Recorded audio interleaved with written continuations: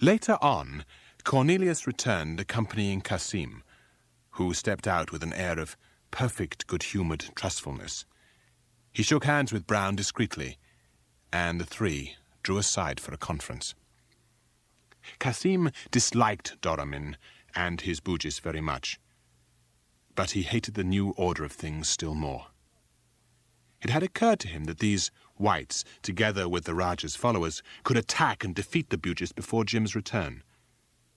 Then he reasoned general defection of the townsfolk was sure to follow, and the reign of the white man who protected poor people would be over. In the course of his negotiations with Cassim, Brown became aware that he was supposed to have a big ship with plenty of men outside. Cassim begged him earnestly to have this big ship with his many guns and men brought up the river without delay for the Rajah's service. Brown professed himself willing, and on this basis the negotiation was carried on with mutual distrust. Cornelius, who had made himself at home in the camp, pointed out the localities, imparting advice, giving his own version of Jim's character, and commenting in his own fashion upon the events of the last 3 years. Brown could not make out clearly what sort of man this Jim could be. "What's his name? Jim? Jim? They call him," said Cornelius scornfully, "Tuan him here, as you say, Lord Jim." "What sort of man is he? Is he an Englishman?" inquired Brown.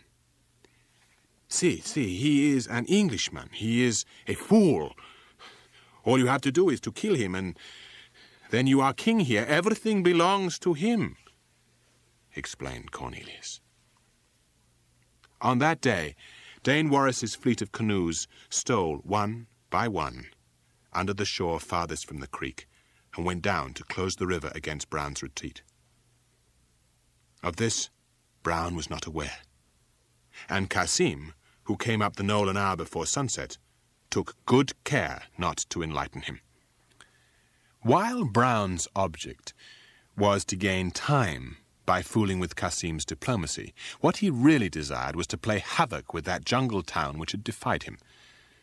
The part nearest to the creek wore an abandoned aspect, though, as a matter of fact, every house concealed a few armed men on the alert. Suddenly, a man, solitary and looking very small, strolled out into the deserted street. Evidently he supposed himself quite safe. He moved leisurely. Brown saw him and instantly called to the Yankee deserter. This lanky, loose-jointed fellow came forward, trailing his rifle lazily. When he understood what was wanted from him, he dropped on one knee and, taking aim from a steady rest through the unlopped branches of a felled tree, fired. The man turned his head to the report, made another step forward, seemed to hesitate, and abruptly got down on his hands and knees, and then sank flat, face down, and moved no more. To draw the enemy's fire and locate such parties as might have been hiding in the bushes along the creek, Brown ordered the Solomon Islander to go down to the boat and bring an oar. But this ruse failed, and the fellow came back without a single shot having been fired at him.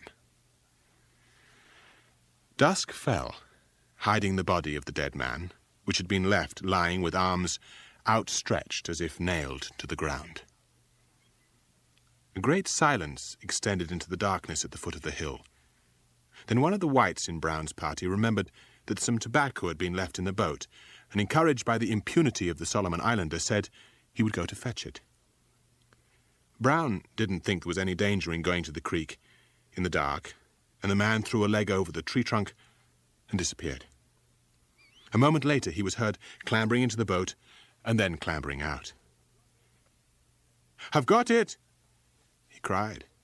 A flash and a report at the very foot of the hill followed. "I'm hit!" yelled the man. "Look out! Look out! I'm hit!" On the hill, the forlorn band sat, dejected on the ground with compressed lips and downcast eyes, listening to their comrade below. He was a strong man, and died hard.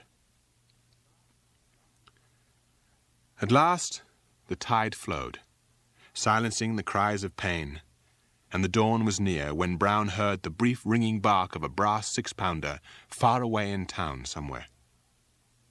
"What's that?" he asked of Cornelius, who hung about him. Cornelius listened. A muffled, roaring shout rolled downriver over the town. A big drum began to throb, and others responded, pulsating and droning. "He has come," said Cornelius. "What, already? Are you sure?" Brown asked. See, sure. Listen to the noise." "What are they making that row about?" pursued Brown. "Oh, for joy," snorted Cornelius. "He is a very great man. But all the same, he knows no more than a child. And so they make a great noise to please him because they know no better."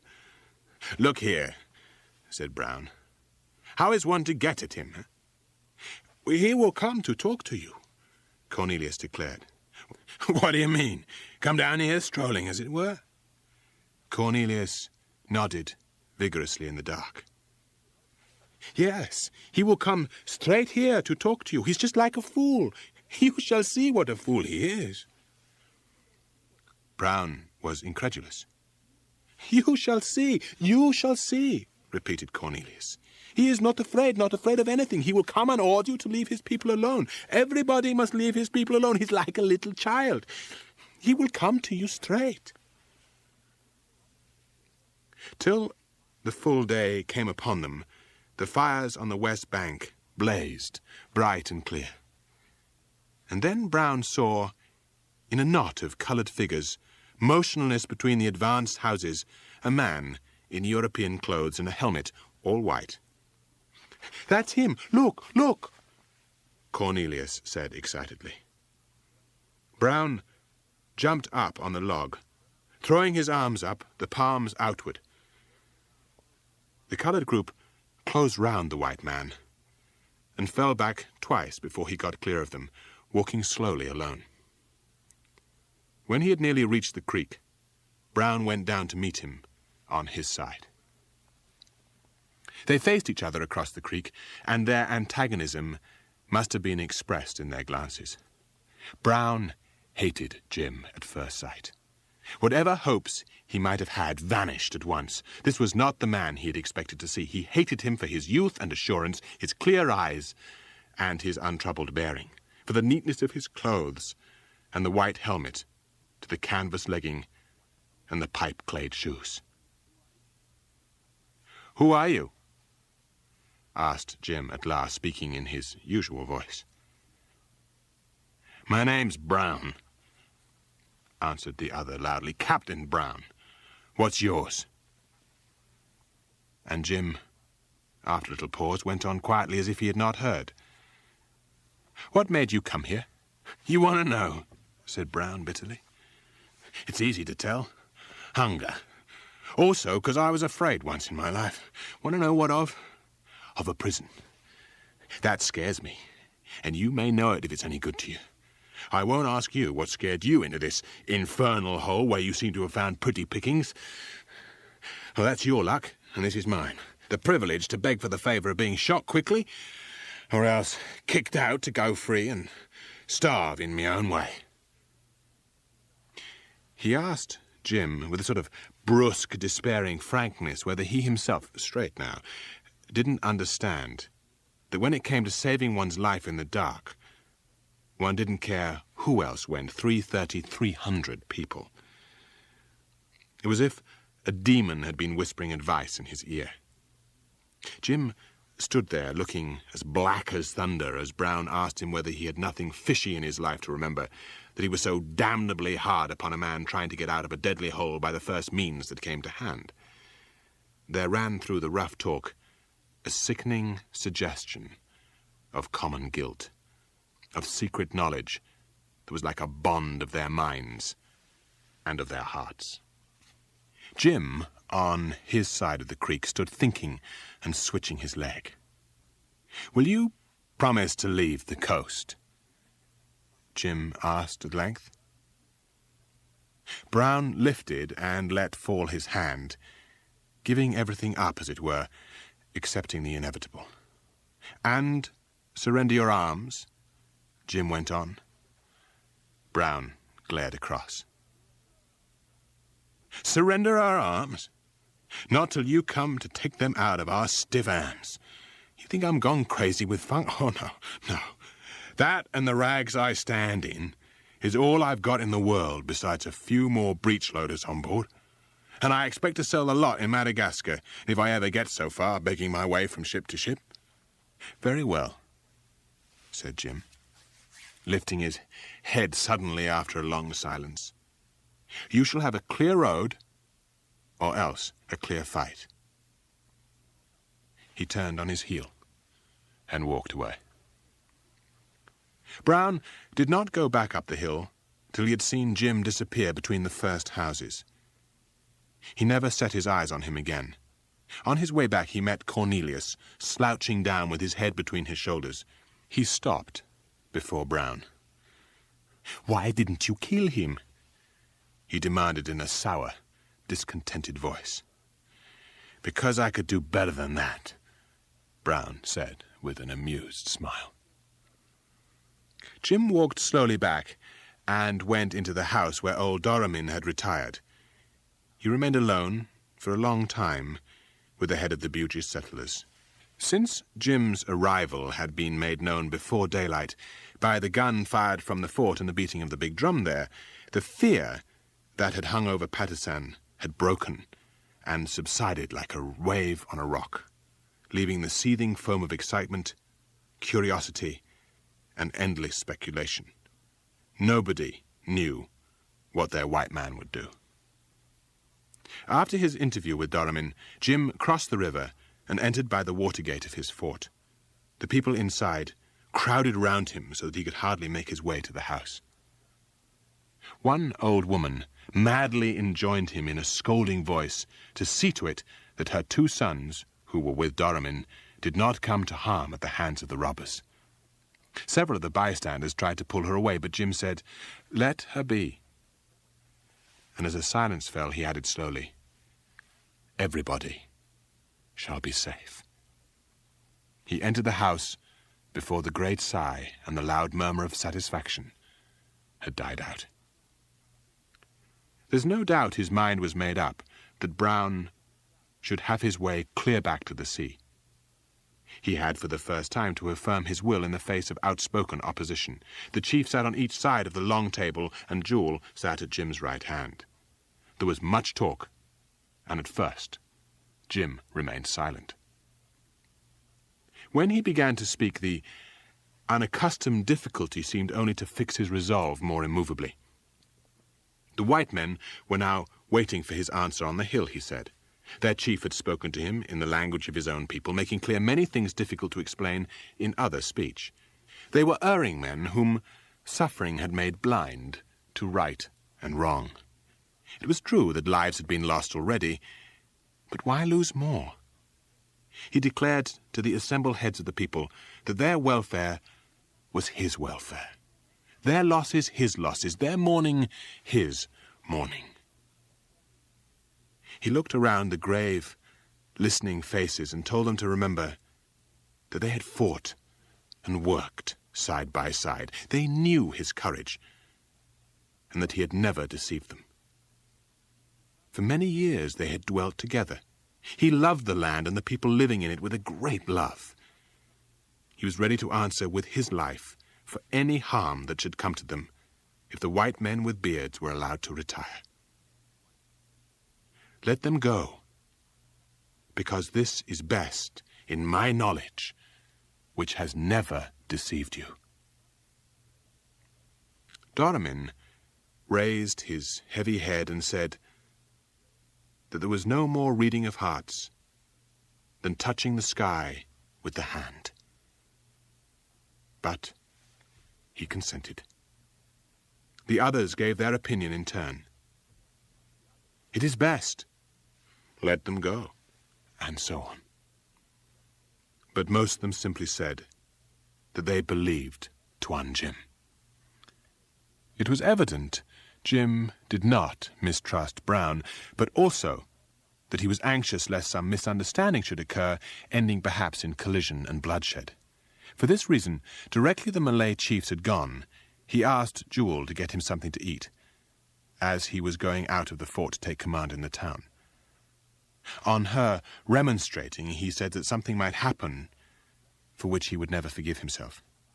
"I am responsible for every life in the land," he said, and then told her she would again be in command of the fort for another night.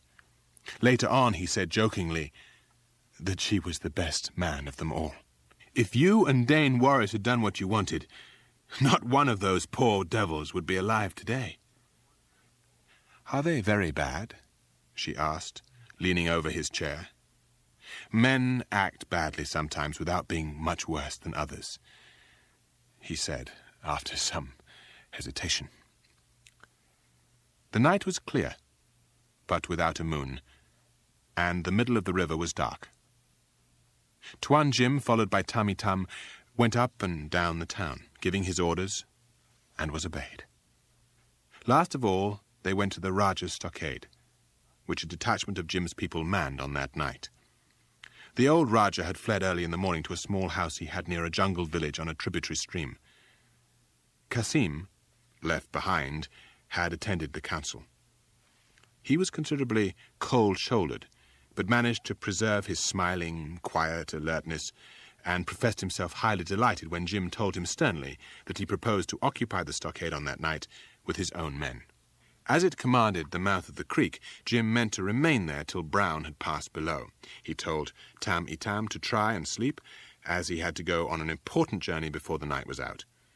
His mission was to go down the river, preceding Brown's boat by an hour or more, to tell Dane Warris finally and formally that the whites were to be allowed to pass out unmolested. Tam-i-Tam asked for a token. "Because, Tuan," he said, "the message is important, and these are thy very words I carry." Jim took off his forefinger, Stein's silver ring, which he habitually wore, and gave it to him. Early in the evening, Brown had received from Jim a folded piece of paper on which was written, "You get the clear road. Start as soon as your boat floats on the morning tide. Let your men be careful. The bushes on both sides of the creek and the stockade at the mouth are full of well-armed men. You would have no chance, but I don't believe you want bloodshed." Jim chose Cornelius, who had been sneaking around his house during the afternoon, to carry the note because he could speak English, was known to Brown, and was not likely to be shot by some nervous mistake of one of the men as a Malay. After delivering the paper, Cornelius let himself drop by Brown's side and began to whisper very fast. He was informing him of Dane Warris's armed party down the river. "Well, he thinks he's made me honest, has he?" mumbled Brown. "Yes, he is a fool, a little child. He came here and robbed me," droned on Cornelius. "And he made all the people believe him. And the Bugis Dane who is waiting for you down the river there, Captain, is the very man who chased you up here when you first came." Brown observed nonchalantly that it would be just as well to avoid him, and with the same detached, musing air, Cornelius declared himself acquainted with a backwater broad enough to take Brown's boat past Warris's camp. "You will have to be quiet," he said as an afterthought, "for in one place we passed close behind his camp." He then stipulated that in case he were to pilot Brown out, his canoe should be towed. "I'll have to get back quick," he explained. It was 2 hours before the dawn when word was passed at the stockade from outlying watchers that the white robbers were coming down to their boat. In a very short time, every armed man from one end of Patusan to the other was on the alert. A heavy mist lay very low on the water, making a sort of elusive grey light that showed nothing. When Brown's longboat glided out of the creek into the river, Jim was standing on the low point of land before the Rajah's stockade, on the very spot where for the first time he put his foot on Patusan shore. Brown at the tiller heard Jim speak calmly. "A clear road. You had better trust to the current while the fog lasts. But this will lift presently. If you think it worth your while to wait a day outside, I'll try to send you down something. Bullocks, some yams, what I can." "Yeah, do," said a voice, blank and muffled out of the fog. Not one of the many attentive listeners understood what the words meant. And then Brown and his men in their boat floated away, fading spectrally without the slightest sound. Gradually the fog whitened and became luminous ahead. To the left, Brown saw a darkness as though he had been looking at the back of the departing night. All at once, a big bough covered with leaves appeared above his head, and ends of twigs, dripping and still, curved slenderly close alongside. Cornelius, without a word, took the tiller from his hand, and the boat entered a narrow by-channel. Meantime, Tammy Tam had paddled steadily, keeping in touch with the south bank. He pursued his way till he heard voices coming to him quietly over the water, and saw under the now lifting, swirling mist the glow of many little fires burning on a sandy stretch. A good lookout was being kept, for he was challenged. He shouted his name and ran his canoe up on the strand, and demanded to be led to Dane Warris. He handed him the ring, which vouched for the truth of the messenger's words. Dane Warris bade him speak, and Tammy Tam delivered Jim's own words. Warris listened attentively to the end, toying with the ring which ultimately he slipped on the forefinger of his right hand. After hearing all Tammy Tam had to say, he dismissed him to have food and rest. Orders for the return in the afternoon were given immediately. In the meantime, a good watch was kept upon the reach of the main stream, where the boat of the whites was expected to appear every moment. It was then that Brown stealthily landed his men on the side of the island opposite to the Bugis camp. After a short but quite silent scuffle, Cornelius, who had tried to slink away at the moment of landing, resigned himself to show the way where the undergrowth was most sparse. Brown held both his skinny hands together behind his back in the grip of one vast fist, and now and then impelled him forward with a fierce push. Cornelius remained as mute as a fish, abject but faithful to his purpose, whose accomplishment loomed before him dimly. At the edge of the patch of the forest, Brown's men spread themselves out in cover and waited. The camp was plain from end to end before their eyes, and no one looked their way. Nobody even dreamed that the white men could have any knowledge of the narrow channel at the back of the island. When he judged the moment come, Brown yelled, "Let them have it!" And 14 shots rang out like one. At the sound of the first shot, Dane Warris, reclining on a couch, jumped up and ran out upon the open shore, just in time to receive a bullet in his forehead at the second discharge. Tam saw him fling his arms wide open before he fell. Thus Brown balanced his account with the evil fortune, and the whites departed unseen by Tam, and seemed to vanish from before men's eyes altogether, and the schooner, too, vanished, after the manner of stolen goods. But a story is told of a white longboat picked up a month later in the Indian Ocean by a cargo steamer. 2 parched, yellow, glassy-eyed, whispering skeletons in her recognized the authority of a third, who declared that his name was Brown. His schooner, he reported, bound south with a cargo of Java sugar, had sprung a bad leak and sunk under his feet. He and his companions were the survivors of a crew of 6. The 2 died on board the steamer which rescued them. Brown lived to be seen by me. It seems, however, that in going away they had neglected to cast off Cornelius's canoe.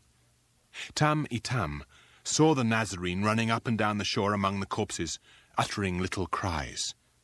Suddenly, he rushed to the water's edge and made frantic efforts to get one of the Bugis boats into the water. When he beheld Tammy Tam approaching, he cast himself violently on the ground and made a great outcry, kicking and screeching like a frightened hen. "Twice I struck," Tammy Tam said, "and then he was still, and lay staring at me while his life went out of his eyes." This done, Tammy Tam did not tarry. He understood the importance of being the first with the awful news at the fort. When, paddling madly, he came into the town reach, there was a festive air. He jumped ashore and ran headlong into the fort. The first person he met was the girl coming down from the house. Tammy Tam, disordered, panting with trembling lips and wild eyes, stood for a time before her as if a sudden spell had been laid on him. Then he broke out very quickly. "They have killed Dane Warris and many more." She caught him by the arm, and pointing at the house, she whispered, trembling, "Call out to him." He ran up the steps. His master was sleeping. "It is I, Tammy Tam," he cried at the door, "with tidings that cannot wait." As Jim opened his eyes, he burst out, "This, Tuan, is a day of evil, an accursed day." His master raised himself on his elbow, and Tammy Tam began his tale. "Speak out," said Jim. "Is he dead?" "It was a most cruel treachery. Dane Warris ran out at the first shots and fell." Jim walked to the window and with his fist struck at the shutter. Then, in a steady voice, but speaking fast, he began to give Tammy Tam orders to assemble a fleet of boats for immediate pursuit. Go to this man, to the other, send messengers. As he talked, he sat down on the bed, stooping to lace his boots hurriedly, and suddenly looked up. "Why do you stand there?" he asked, very red-faced. "Waste no time." Tammy Tam did not move. "Forgive me, Tuan, but... And he began to stammer. "What?" cried Jim, looking terrible, leaning forward with his hands gripping the edge of the bed. "It is not safe for thy servant to go out amongst the people," said Tammy Tam after hesitating a moment. Then Jim understood.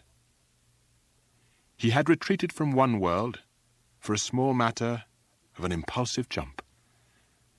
And now the other, the work of his own hands, had fallen in ruins upon his head. It was not safe for his servant to go out amongst his own people. He came out of his room and sat before the long table, at the head of which he was accustomed to regulate the affairs of his world. He sat like a stone figure. The girl he loved came in and spoke to him, but he made a sign with his hand, and she was awed by the dumb appeal for silence in it.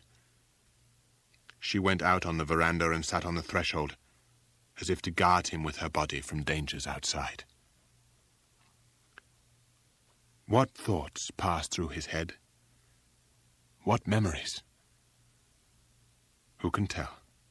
Everything was gone. And he who had been once unfaithful to his trust had lost again all men's confidence. Later, towards the evening, he came to the door and called for Tammy Tam. "Well?" he asked. "There is much weeping, much anger, too," said Tammy Tam. "We shall have to fight." "Fight? Fight what for?" Jim asked. "For our lives." "I have no life," he said. Tammy Tam heard a cry from the girl at the door. He went out, thinking vaguely of boats and of open sea, leaving Jim and the girl together. She passed an hour or more in there, wrestling with him for the possession of her happiness. He was inflexible. She could not understand. There was nothing to fight for. He was going to prove his power in another way and conquer the fatal destiny itself. The sun was sinking towards the forest when Dane Warris's body was brought into Doramin's campong and laid at Doramin's feet. The old man sat still for a long time, one hand on each knee, looking down. His eyes searched the body from its feet to its head, for the wound, maybe. It was in the forehead and small. One of the bystanders, stooping, took off the silver ring from the cold, stiff finger. In silence, he held it up before Doramin. A murmur of dismay and horror ran through the crowd at the sight of that familiar token. The old Nakuta stared at it, and suddenly let out one great fierce cry deep from the chest, a roar of pain and fury. About this time, Jim, who seemed to be lost in quiet thought, turned to Tammy Tam and said, "Time to finish this." "Tuan," said Tammy Tam, advancing with alacrity. He did not know what his master meant. But as soon as Jim made a movement, the girl started too. "Will you fight?" she cried. "There is nothing to fight for," he said. "Nothing is lost." "Will you fly?" she cried again. "There is no escape," he said. "Ah," she exclaimed, "you are mad or false. Do you remember the night I prayed you to leave me, and you said that you could not? That it was impossible, impossible. Do you remember you said you would never leave me? You promised, unasked. Remember?" "Enough, poor girl," he said. "I should not be worth having." "For the last time," she cried menacingly, "will you defend yourself?" "Nothing can touch me," he said in a last flicker of superb egoism. She flung herself upon his breast and clasped him around the neck. "Ah, but I shall hold thee thus," she cried. "Thou art mine." Jim caught her arms, trying to unclasp her hands. She hung on, with her head fallen back. Her hair touched the ground.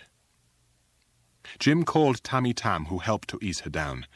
After bending over her and looking earnestly upon her face, Jim all at once ran to the canoe at the landing stage. Tammy Tam had just time to scramble in after him as it floated clear. The girl was then on her knees with clasped hands at the water gate. She remained thus for a time, in a supplicating attitude, before she sprang up. "You are false!" she screamed after him. "Forgive me!" he cried. "Never!